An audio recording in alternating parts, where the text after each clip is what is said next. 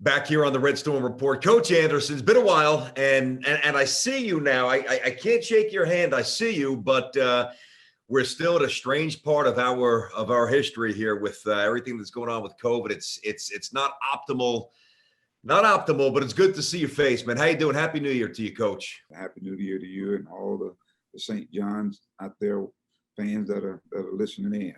It's been. I always say it's been like a pause from March the 12th to where we are right now. But with that being said, we've been put in a position where the season must move forward, and we've got our guys here and going through all the proper protocols to try to get a season. You know, you flip on the TV or you flip on the radio, and the St. John's fan, you know, they want basketball. What they, and understandably, and the kids do too. What they don't see though are all of the day-to-day protocols, the testing and the isolation. Without getting too detailed, just how different it is for the kids now, just to get really from a Monday to a Tuesday to a Wednesday, say compared to before the virus hit. Well, if you think about it, you know, they've had school along with all the things that are going on. You know, you got practice and from a coaching standpoint, we've got to get creative, you know, with these guys because, you know, they're in practice or they're in the room. It's kind of like you living in a semi-bubble is what you're doing. And the thing I worry about most of anything is their mental health. And we got a lot of young guys, some new guys. Yep. You know, just think about this here. When those guys signed on, they came in and said, you know, I'm going to New York, man, the greatest city there is. Mm-hmm.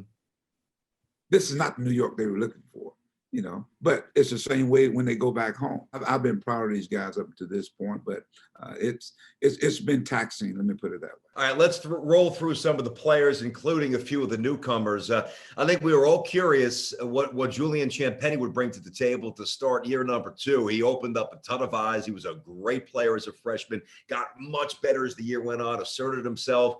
And now he comes back and, you know, first game basically drops 30 after missing some time. Comes naturally to him. What are you seeing in year 2 so far for him?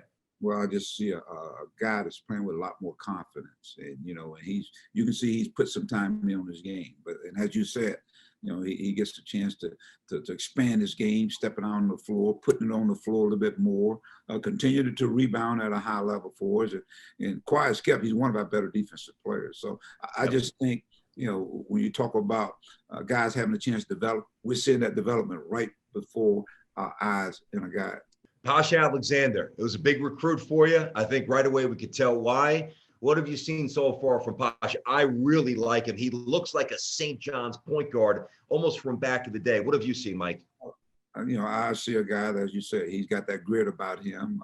He's got a knack for attacking and creating for not only himself, but for others. And he's one of those guys, he can be a one-man pressing crew, to tell you the truth. That's how hard he plays. And he leaves it on the floor. And that's the thing I love about Posh. And he could care less about scoring. He wants to win. And I think that's the biggest description of him. He's a guy that wants to win. And but he's a freshman, typical freshman. And there are going to be some high points. There are going to be some low points. And so we got to get him into that level where it's consistent each and every day. What about the JUCO package, Isaiah Moore, Vince Cole? What do you see from those two young men, Mike? Well, I think in a guy like Vince, you see a guy that's he's always been known as a guy that can get buckets, can score, and we're seeing that at this level here. He can score in an array of different ways.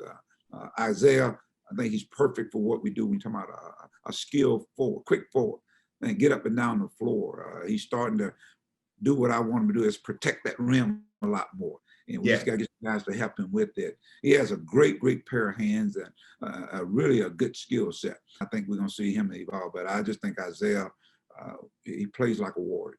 One of the things we all miss, aside from seeing, you know, over 6,000 in Queens and basically, you know, 18, 19,000 at the Garden, is seeing the great Lou Carnesecca. We've got the cutout, not quite the same. Louis turned 96 this week. Happy birthday, Lou. We all love you. We all miss you. What has it meant for you? He's always been a great confidant, you know, for all of the previous coaches at St. John's. He's always been a liaison, a trusted voice. What is your relationship with Lou? How much do you lean on him, and what has he done for you? Just knowing that he's there if you need him. Oh, without a doubt, Coach. Happy birthday to you, and many more. Coach has always, you know, he and I conversate probably once every 2 or 3 weeks. He'll give me a call, or I'll call him back, and he'll pick up the phone. This ain't Coach Henderson. Yes, it is Coach Henderson calling you back. And but one of the things we talked about, he just said, just stay true to what you're doing. I like your team. I like what they're doing. They're playing hard. They're playing the right way. Uh, all other things will fall in place.